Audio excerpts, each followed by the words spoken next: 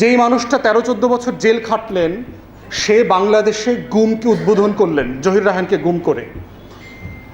তারপরে হচ্ছে সিরাজ শিকদারকে ক্রসফায়ারে দিয়ে ক্রসফায়ারকে উদ্বোধন করলেন। যিনি পুরো পাকিস্তান আমলে মানে পত্রিকা নিষেধ করা, কমিউনিস্ট পার্টিকে ব্যান করা, এগুলোর বিরুদ্ধে লড়াই করেছেন, মিছিল মিটিং করেছেন, তিনি সকল রাজনৈতিক দল নিষেধ করে, নিষেধাজ্ঞা দিয়ে ব্যান করে কমিউনিস্ট পার্টিকে নিয়ে 3-4টা দল মিলে আপনার বাকশাল করলেন। বাংলাদেশের পলিটিশিয়ানদের এই খাইসলত রাজনৈতিক দল, প্রফেসর আব্দুর রাজ্জাক তার বইতে কিছু লিখেছেন, যারা পড়েছেন ওনার PhD thesis political parties in India, and এইটা সিস্টেম্যাটিক অ্যান্ড সিমটোম্যাটিক বোথ এই সাবকন্টিনেন্টাল পুরো সাউথ এশিয়ান পলিটিক্সের কালচারের মধ্যে আছে। অনেক মানে হেফটি আইডিয়ালসের কথা বলবে, lot of promises and pledges should be made to the nation yet unimplemented.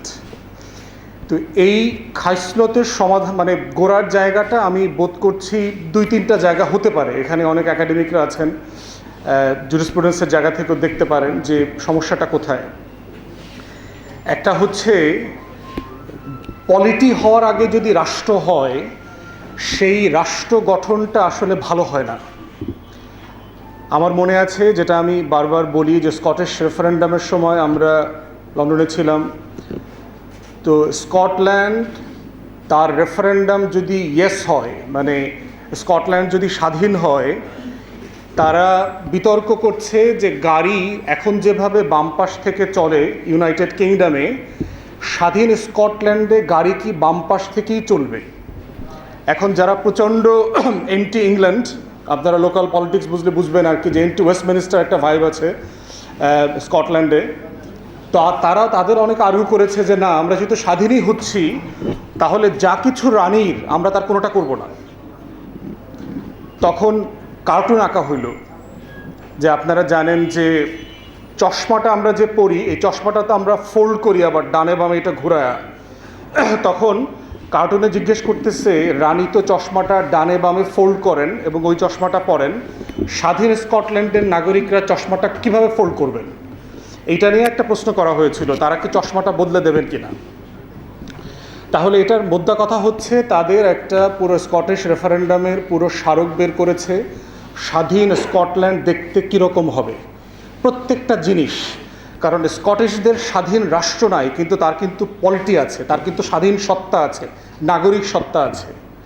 কিন্তু আমাদের এই অঞ্চলের মানুষের যদি হাজার হাজার বছরের ইতিহাস দেখেন, আমরা মোটা দাগে সবাই এই সাবকন্টিনেন্টে সাউথ এশিয়াতে যারা আছি, গত 80 বছর ধরে সেলফ রুল করছি। এর বাইরে কিন্তু হাজার হাজার বছর ধরে আমাদেরকে বাইরে থেকে লোকজন এসে শাসন করেছে। এই জন্য আমাদের গায়ের রঙের ভিতরে, আমাদের শরীরের সাইজের ভিতরে, আমাদের চোখে, আমাদের নাকে, আমাদের কানে, আমাদের কথা বলার, আমাদের অঙ্গভঙ্গি, কোনো কিছুতে কোনো সিমিলারিটিস নাই। সোনার বাংলা হচ্ছে এমন একটা বাংলা যেখানে আপনি নিউ ইয়র্ক খুঁজে পাবেন, একটা মেল্টিং পট, যে তার চেহারার ভিতরে আপনি কাউকে কাউকে দেখলে মনে হবে তিনি স্প্যানিশ, কাউকে কাউকে দেখলে মনে হবে যে ওনাকে তো উনি শ্রীলঙ্কা থেকে আসছেন, না আসলে আফ্রিকা থেকে আসছেন, কাউকে কাউকে দেখলে হবে উনি আরব। আপনি টোটাল একটা ক্যাওটিক সিচুয়েশন পাবেন এখানে। সেই জন্য এই যে পলিটি হয়ে ওঠার যে একটা সিমিলারিটি, যে একটা কনজেনিয়াল মানে অর্গানিক ডেভেলপমেন্ট যেটা লাগে, সেটা আসলে আমাদের মধ্যে হয় নাই। না হওয়ার কারণে যেটা হয়েছে, সাডেনলি আমি রাষ্ট্র পেয়েছি, কিন্তু আপনি যারা রাষ্ট্র পেয়েছে, আমি 60-এর দশকের তর্কগুলো বোঝার চেষ্টা করেছি, যে আপনি 71-এ একটা মুক্তির লড়াইতে যাচ্ছেন, একটা নতুন দেশ বানাবেন, সেই দেশটা আসলে কিভাবে শাসন করবেন। আপনি স্বাধীনতার ঘোষণাপত্র ছাড়া মোটা দাগে কোনো গভর্নিং ডকুমেন্ট নাই আমাদের মুক্তির লড়াইতে। তো এখন এই জন্য যেটা হয়েছে, 71 সালে যখন শেখ মুজিব দেশে ফিরে আসলেন, উনি যদিও অস্থায়ী সরকার ওনাকে প্রেসিডেন্ট বানিয়েছে, উনি কিন্তু প্রেসিডেন্ট শপথ নেন নাই, উনি দায়িত্ব নিয়েছেন। তারপরে দেখেন, যেই মানুষটা গণতন্ত্রের জন্য 13-14 বছর লড়াই করে জেল খেটেছেন, সেই মানুষটা 73 সালে একটা বকাওয়াজ নির্বাচন করলেন, যেখানে 293টা সিট আওয়ামী লীগ পাইল। লুটতরাজ, দখলবাজি, মানে ব্যালটিং, স্টাফিং, যা যা করা যায় একটা 2 নম্বর নির্বাচনের, তার সব কিছু করেছেন। বঙ্গভবনে গিয়ে শেখ মুজিব প্রেসে বললেন, আজ থেকে বাংলাদেশে কোনো অপোজিশন নাই। অথচ ঠিক 3 বছর আগের 70-এর নির্বাচনে যুদ্ধটা কেন হইল? সিম্পলি একটা নির্বাচনকে কেন্দ্র করে, যে আমরা আমাদের লেজিটিমেসি এই দেশের মানুষ আওয়ামী লীগ নামক দলটাকে দিয়েছে টু গভর্ন। পাকিস্তানি শাসক গোষ্ঠী তাকে ক্ষমতা হ্যান্ডওভার করছে না। একটা সিম্পল পলিটিক্যাল কোশ্চেন। এই কোশ্চেনের রেসপন্সে দেখেন যাদের নেতৃত্বে লড়াইটা হয়েছে তারা 72-73 এসে জাতিকে আসলে কি দেখাইলো। যেই মানুষটা 13-14 বছর জেল খাটলেন সে বাংলাদেশে গুমকে উদ্বোধন করলেন, জহির রায়হানকে গুম করে। তারপরে হচ্ছে সিরাজ শিকদারকে ক্রসফায়ারে দিয়ে ক্রসফায়ারকে উদ্বোধন করলেন। যিনি পুরো পাকিস্তান আমলে মানে পত্রিকা নিষেধ করা, কমিউনিস্ট পার্টিকে ব্যান করা, এগুলোর বিরুদ্ধে লড়াই করেছেন, মিছিল মিটিং করেছেন, তিনি সকল রাজনৈতিক দল নিষেধ করে, নিষেধাজ্ঞা দিয়ে ব্যান করে কমিউনিস্ট পার্টিকে নিয়ে 3-4টা দল মিলে আপনার বাকশাল করলেন, চতুর্থ সংবিধান করলেন, সংশোধনী করলেন। তিনি প্রেসিডেন্ট পদে আসতেছেন, প্রধানমন্ত্রী হইতেছেন, প্রেসিডেন্ট হইতেছেন। Is just a chaos within himself. তার মনস্তত্ত্বে চিন্তা করে দেখেন। তাহলে আমাদের স্বাধীনতার ঘোষণাপত্রে কি ছিল? বলা ছিল যে রাষ্ট্র 3টা মূলনীতির উপরে পরিচালিত হবে: সাম্য, মানবিক মর্যাদা, সামাজিক সুবিচার। তার কোনটা আসলে উনি গভর্নিং প্রিন্সিপাল আকারে ইমপ্লিমেন্ট করলেন? উনি সেনাবাহিনীর প্যারালাল মিলিশিয়া বাহিনী তৈরি করলেন, যেই মিলিশিয়া বাহিনীগুলো ইন্ডিয়ান ট্রেনিংয়ে, টাকায়, রয়ের প্যাট্রোনেজে হয়েছে, মুজিব বাহিনী, রক্ষী বাহিনী, তাদেরকে ইনডেমনিফাই করলেন। এক্স্যাক্টলি র্যাবকে এবং আলাদা আলাদা এই যে ল এনফোর্সমেন্ট এজেন্সির যে চরিত্র ডক্টর নাবিলা তার লেখায়, তার বক্তব্যে রিপিটেডলি বলছে, বক্তব্য আকারে এক্স্যাক্টলি এর প্রত্যেকটা কাজ করলেন। কিন্তু এগুলোর বিরুদ্ধে কিন্তু উনি পাকিস্তান আমলে এগুলোর বিরুদ্ধে লড়াই করেছেন, সংগ্রাম করেছেন, গ্রেফতারের বিরুদ্ধে মিছিল করেছেন। তাহলে এখন এই মনস্তত্ত্বটা, এই যে বাঙালি মানুষ মানে নীরজ সি চৌধুরীর কাছে ফিরে যাওয়া ছাড়া তো এইটার মানে এই ক্রাইসিসটা আসলে বোঝা মুশকিল যে আসলে সমস্যাটা কোথায়, আমাদের খাসলতের প্রবলেমটা কোথায়। কেন আমরা ওয়াদা দিয়ে ওয়াদা রাখি না?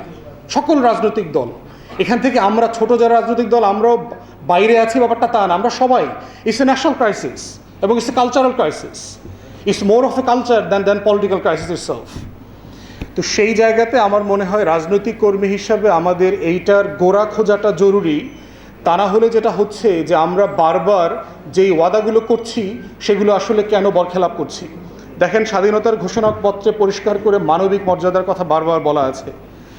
এখন যেই মানুষটাকে আপনি অধিকার দিচ্ছেন না তাকে আপনি মর্যাদা কীভাবে দিলেন? Basic question.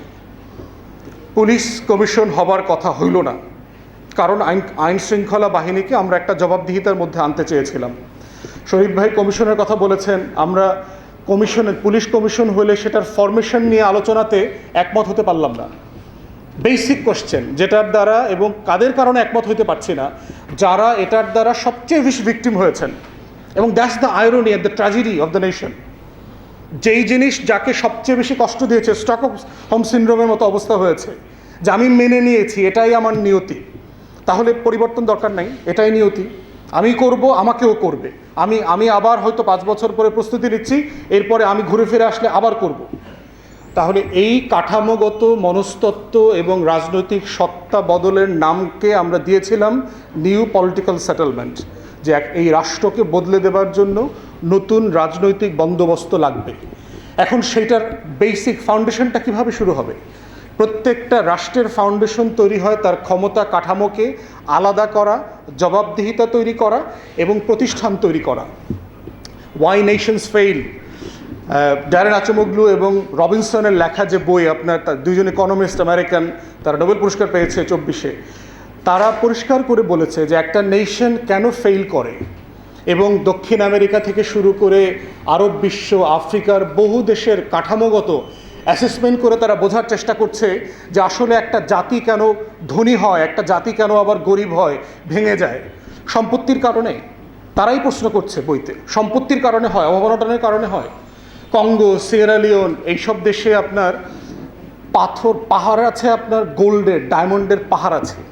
আপনারা চিটাগং হিল ট্র্যাক্সে যেভাবে মাটির পাহাড় দেখছেন, এইসব দেশে মাটির উপরে নিচে ডায়মন্ডের, গোল্ডের পাহাড় আছে। তাহলে সেই মানুষগুলো যুদ্ধ করছে কেন? সারাদিন গরিব কেন, অভাব কেন, দুর্ভিক্ষ কেন? উত্তর কোরিয়া, দক্ষিণ কোরিয়াতে দেখেন, একই রাষ্ট্র, একই জিওগ্রাফিতে আছে, একই ফার্টাইল ল্যান্ড, একই কালচার, একই সব কিছু, ভাষা, ধর্ম, সব কিছু এক। একজন G8-এর সদস্য, আর একজন হচ্ছে অভাব অনটনের দুর্ভিক্ষে আছে। কারণ কোথায়? পার্থক্যটা কোথায়? মধ্যপ্রাচ্যে দেখেন, সাউথ আমেরিকাতে দেখেন, খুবই ফার্টাইল ল্যান্ড, জমি জমা আছে, সম্পত্তি আছে, তাহলে রাষ্ট্র হয়ে উঠতেছে না কেন? এই ইনস্টিটিউশন বিল্ডিংয়ের ব্যাপারই হচ্ছে আমাদের পলিটিক্যাল পার্টিজের প্রচণ্ড হীনমন্যতা। তারা কেন যেন মনে করে যে তারা আসলে অমর হইতে চায়, তারা হচ্ছে পিরামিড হইতে চায়, তারা মমি হইতে চায়, তারা শেষ করতে চায় না নিজেদেরকে। এই যে একটা অমরত্ব, এই দেবতা হবার ধারণাই কিন্তু শেখ মুজিবকে বাকশাল করিয়েছে। শেখ মুজিবের নেতৃত্বে প্রথম ফ্যাসিবাদী শাসন ব্যবস্থা তৈরি হয়েছে। এই অমরত্বের ধারণার কারণে কিন্তু 4,000 কোটি টাকা গরিব দেশের টাকা দিয়ে শেখ মুজিবের পরিবারের মূর্তি বানানো হয়েছে। এই অমরত্বের কারণে কিন্তু হাসিনা বিদায় নিতে চায় নাই। এই অমরত্ব হচ্ছে রাষ্ট্রকে, রাষ্ট্রের রাজনৈতিক দল এবং ব্যক্তিকে নাগরিক সত্তা আকারে বিল্ড করতে দিচ্ছে না, ইনস্টিটিউশন তৈরি করতে দিচ্ছে না। তাই আজকে রাজনৈতিক দল আকারে, কর্মী আকারে আমাদের এই তর্কটা, আলাপটা তোলা দরকার। আমাদের যারা গার্ডিয়ান আছেন, মুরব্বীরা আছেন, তারাও আমাদেরকে বলা দরকার যে সমস্যাটা কোথায়, সংকটটা কোথায়। কদিন পরে এনসিপি ক্ষমতায় আসলে কি আমাদেরকে এই একই আলোচনা এনসিপিকে নিয়ে করতে হবে?